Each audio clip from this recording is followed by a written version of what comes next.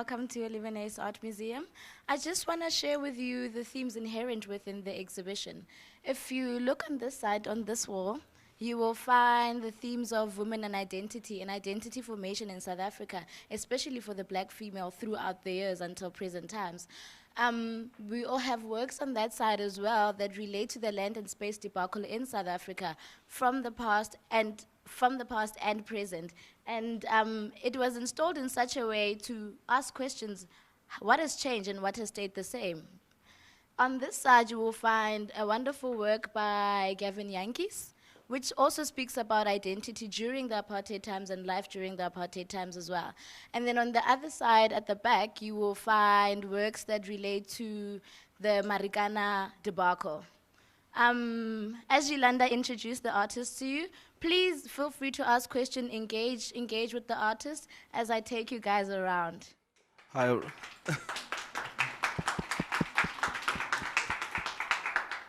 Hi everyone.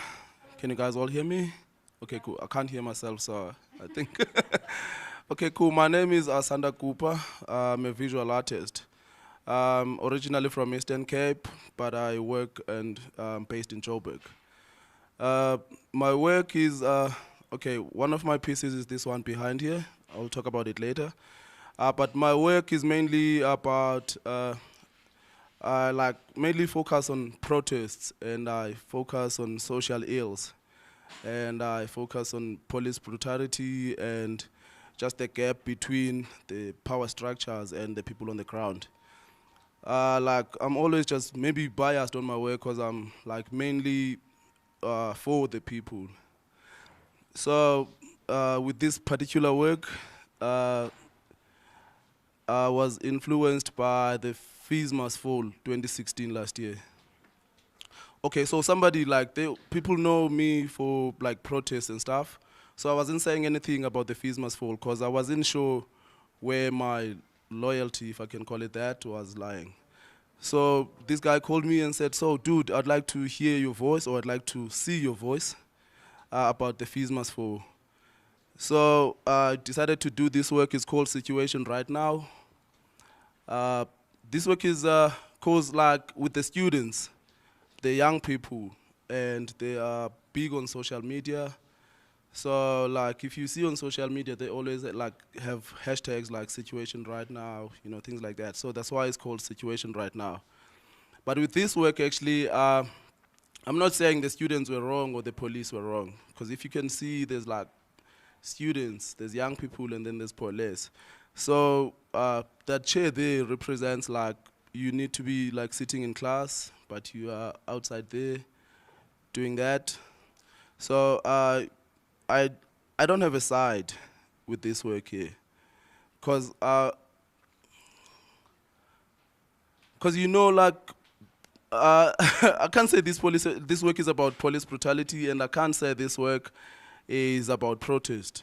Of course it is about protest, but I can't really take a side and say who's wrong and who's not and who's right between the police and the students, because the police are doing their jobs and the students are doing what they think is right for them. You know what I mean? I'm also for pro free education and stuff. So with this exhibition, when I was invited, I was told that this exhibition doesn't have answers, it has questions. So that's why I decided to do this work. For me, that doesn't have a direct answer or a direct solution or a direct meaning. Yeah, well, it's meant to question. It's meant for people to to debate and to talk about these things, or maybe find solutions. Yes, that's why I called it Situation Right Now, because it was a situation that was happening then, and I tried to link it with the youth of today and social media and stuff. Yes, that's about it. Thank you. About the chair and the flying people. Okay, cool. For me, they're flying people. Yes, they're flying, because I believe, with this work, with whatever was happening, the students were looking for. For me, the students were looking for a voice, and they were looking for a space where they can be liberated, a space where they can learn. So for me, I don't believe that people are not able to fly. So when I make people fly, I'm trying to like give them what can I call it? I'm trying to give them the ability to do whatever they believe they can do. Or yeah, like with the chair, like in class, the chairs are supposed to be filled so that we can all have education and we can all go forward. So it's a sad thing for me to see empty chairs in class. Yes. Thank you. Thank you for the question. You're asking why is the picture not framed? You're also suggesting maybe it's because I wanted to leave a gap for people to, you know what I mean, to expand more, not to give it a boundary. Yes, but for me, the reason why I don't frame these things is my work comes from a sad place, I believe. So I like with them, like when they roll like this, I enjoy them like that because I want them to also like represent that space of rawness, that space of sadness, that space of that's why. Yeah, cool, sure. Yes, on that note of like black on black violence. So as I said before, my work sometimes challenges power structures. So, and I also said that I can't say that the police were wrong or the students were wrong. I can't be the judge. But what I believe and what I suggest and what I think is, like, you see, with the police, these are also like human beings. They're people, and they're there to work. They're there to get a job, to feed their families and all of that. So, but I believe they get instructions from an upper structure. You know what I mean, to do that. So for me, I find them both, students and police, as victims of a decision that's taken up there. You know what I mean? And they end up like in that situation. Yes.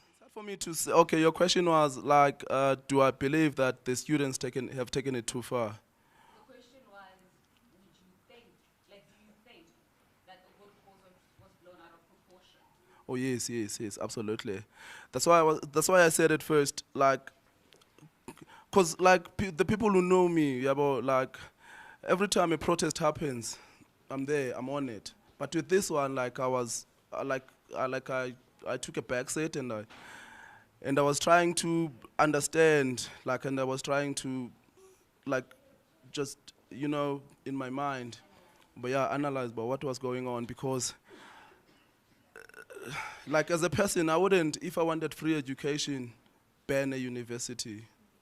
You see, because like if we're saying we want free education, and of course that costs money, and we ban like universities, and those are supposed to be rebuilt, but the money that is not there now for us to have free education and stuff. So I really did think that the students, like, or maybe a good cause was hijacked somehow, somewhere. Yeah. Yeah. Yes, that's why I put the chair there because, like, for me, I truly believed that, like, with students, academics, they can have like better ways of, doing that or, raising their voices or whatever, besides like leaving chairs unattended. Candace pointed out a very interesting point within the Fees Must Fall debacle, where it's black on black violence. Riatile Mwalusi has taken a number of pictures regarding that black on black violence and how the police are responding to the students and how the students are responding to the police. The works are at the back there, and I think there's one on the other side, and I think he can speak more about that as well. Hello, everyone. My name is Riatile Mwalusi. I'm a photographer from Johannesburg. Studied in Pretoria, and that's where most of my photography has taken place. I was involved with the Fees Must Fall. The way in which I experienced Fees Must Fall was, I looked at 1976 and how the students reacted then, and sort of the weapons the weapons the students use now. So I sort of juxtapose those against each other. For instance, I noticed the Fees Must Fall movement. The weapons for the students was not necessarily like the rocks and the fire and everything else that they did, the vandalism, but rather like social media was a very strong tool for getting the students together. If anybody remembers, like the Fees Must Fall started, it was isolated in different places around the country, but purely because of social media, it sort of helped them form a sort of casual structure, if I should say. And I really found that interesting. I found how the students now were not necessarily, I mean, their strongest tool was not necessarily marching in the streets and burning stuff and, you know, the extreme, but rather how they sort of influenced each other by things that were posted on social media. So I found that like the strongest weapon that the students used. But my focus with the Fees Must Fall was the relationship between the students and the police. But I remember when I went to the protest in Pretoria, when sort of everything started blowing up, and then the universities got together and they marched to the Union Building, which is what I shot. The works that is up is from the march to the Union Buildings. So when I went to shoot the Fees Must Fall, I had to ask myself, whose narrative am I telling? I'm a student. I was a student myself then, so it made sense for me to sort of side with the students. So just as the rest of the other students and how they sort of formed this casual structure through social media, my images would serve the very same purpose. So in many ways, I was part of the students. I was protesting, but I just used my camera. And most of the students had a phone or anything with them. So it was sort of, we were on the same level. So it wasn't like I'm moving in as a journalist. I'm not a photojournalist. I'm a social awareness photographer. So if you look at my works, this is one of the images. What I was about to say was pertaining an image that side, but we'll see it. Maybe we'll talk about it as I attend to you guys privately or individually. But just to give you a better idea of what was happening here, I got to the Union Buildings, and then the students started sort of vandalizing the barricade or the fence. So the image that side, you'll see it now, but you have cops on one end, you have the barricade, the boundary, the fence, and then you have the students on the other hand. And what I really found interesting was the boards, the protest boards that they made. So one said, "Police, we are your children." Something like that. And I just really found it interesting how the dialogue between the police and the students. And in fact, I felt like as much as the police seemed very harsh on television, and we know television is very subjective, based on whose story and whose narrative they're telling. But it was really interesting to see that sort of father and child figure dialogue happening between the two of them, even though the cops had to sort of carry out their mandate, but there was a sense of compassion. So it wasn't like these guys are attacking us, they're throwing stones, but they were more like sort of, it was as if they were protecting the students by fighting the students in a way. So what's happening in this picture, it's just soon after the barricade was broken, and then the cops thought it would be a good idea to bring this really big truck. And sort of the TUT students, whom I'm part of, started sort of jumping on the truck. You'll notice there's a student on the driver's door, and then there were several groups that would organize themselves. So you had the VIT student on one end, and then you had the UJ students on one end, and you had the TUT students on one end. And obviously the TUT students were really, really, really radical. So I think maybe the cops thought by bringing this big truck, they will really like inspire some sense of fear. But what they did was to excite the students, and they soon realized that this car being in this group of people was going to burn, and it was going to burn. So they ended up having to drive at like, I think, 40 kilometers per hour, just so that the students don't sort of gain an advantage. Anyway, I'm going to keep talking. Let me rather shut it here. Is there any questions?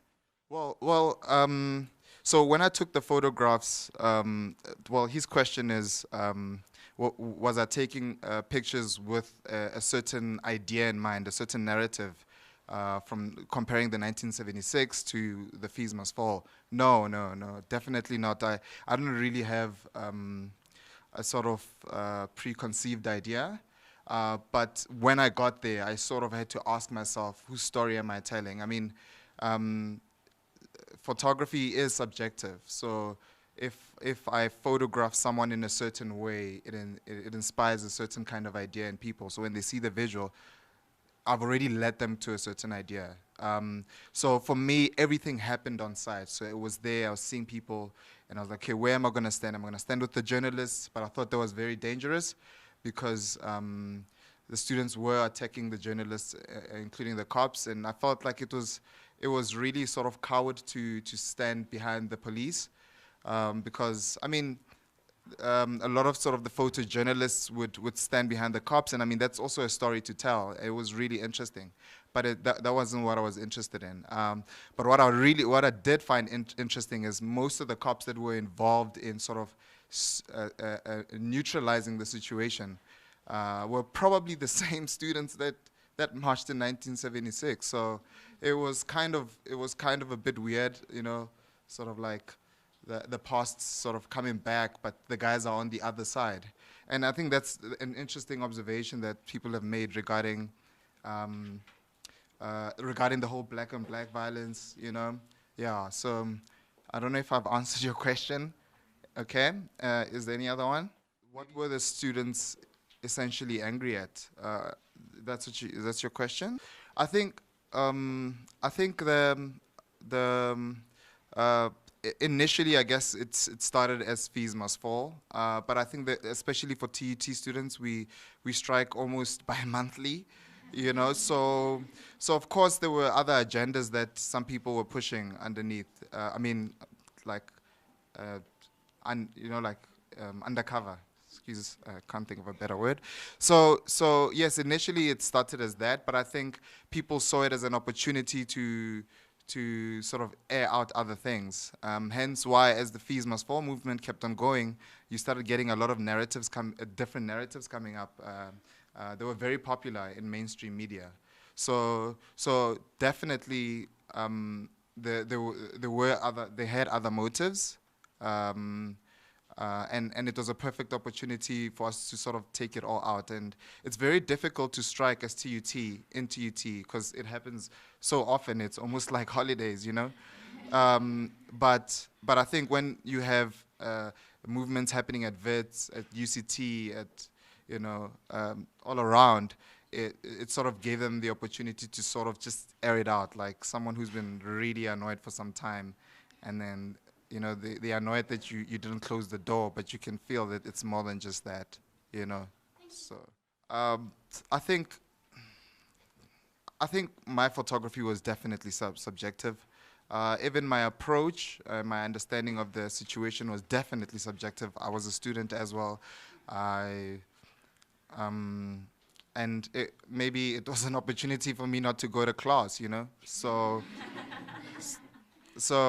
I guess I was pushing my own agenda in a way, and it sort of fitted in with Fees Must Fall. But I mean, I wasn't going out there to sort of come up with a story of my own. Of course, it was happening, and I was interested, and it had happened across the country, and there were other photographers that had covered it, and I had been watching it for months without doing anything about it. So when it came to Pretoria, it was my opportunity to sort of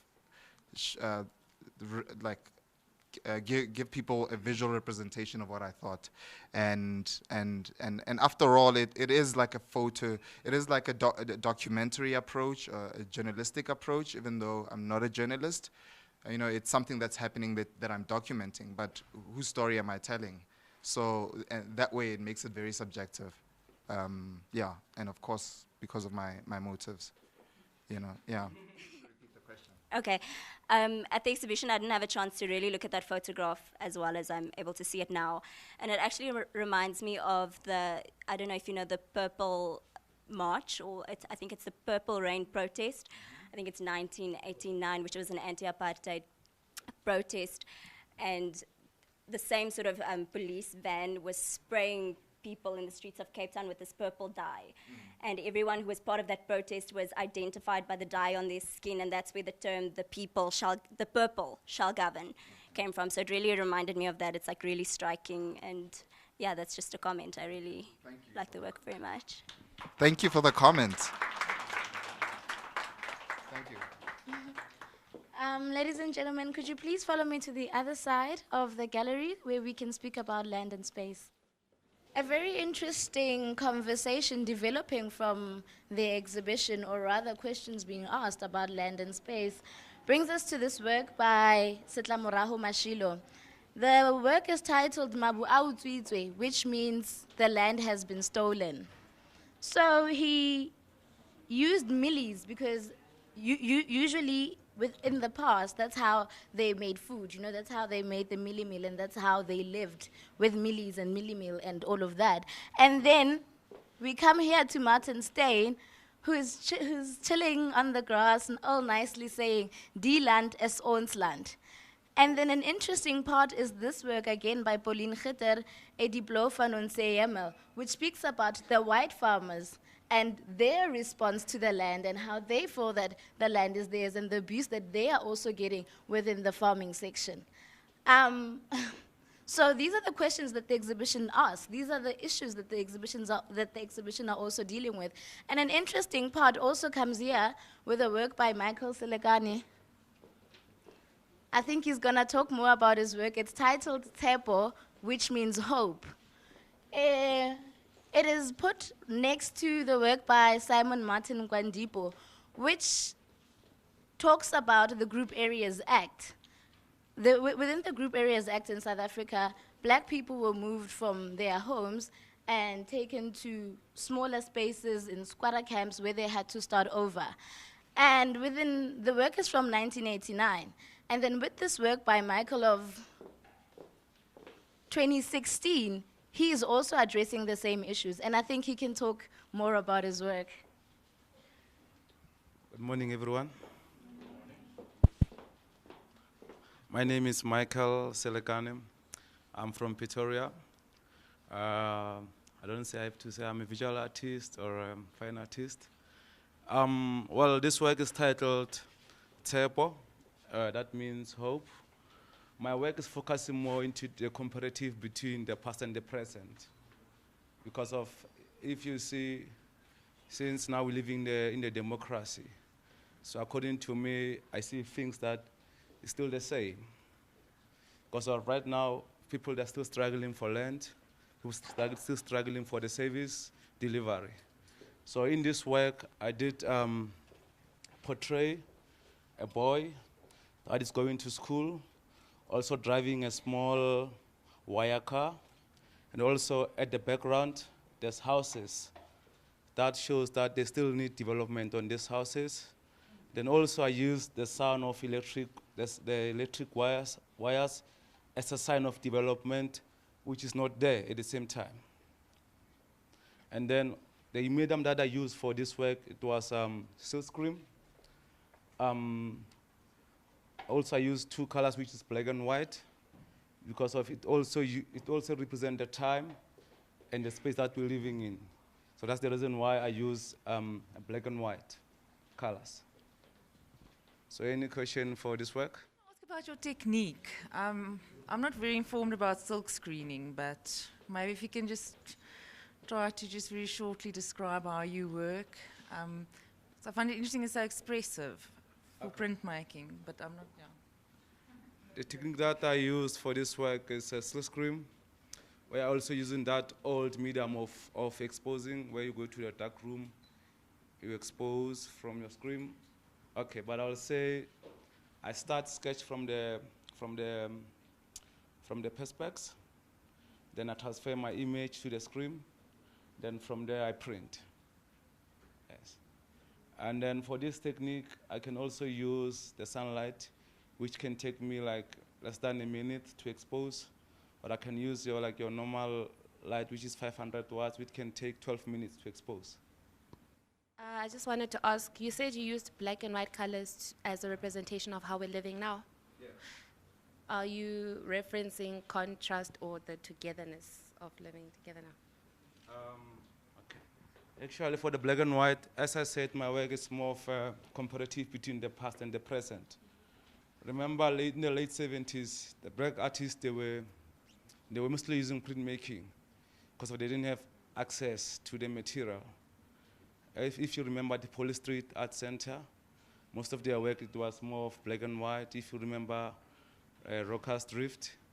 So that thing is still happening right now also after post-94. So still living the same situation, where it is they're struggling for the material. Hey, Michael, I want to look at your work. Okay. Okay, cool. Like, personally, I think your work is very interesting. And when I look at it, it reminds me of like old times. It looks very old. It looks very matured. You're still young. And like, as I'm observing, like in today's youth or today's artists, they're not really into traditional mediums like that. They're into like more modern, things like video installation, performance, and things like that.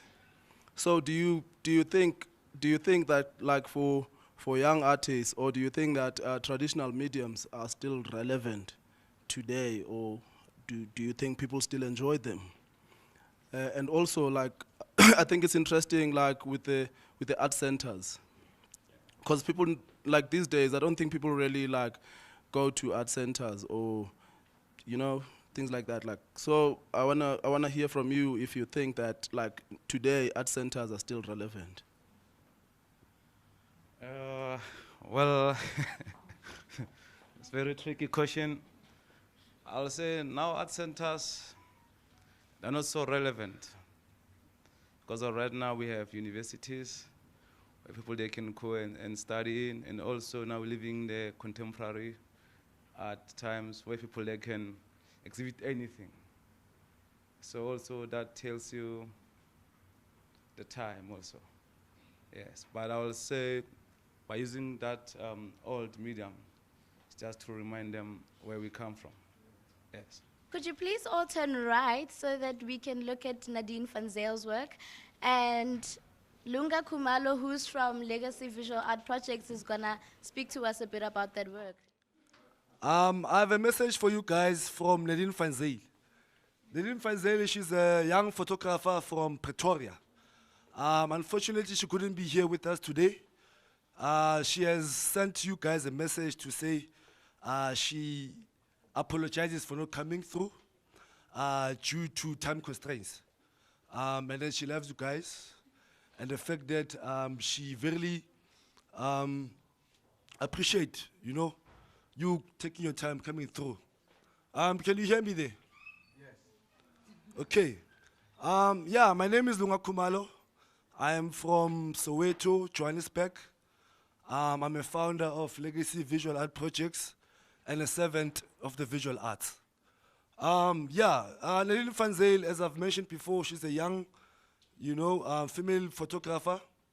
Her works, she was part of Fees Must Fall movement as well, with Riatile.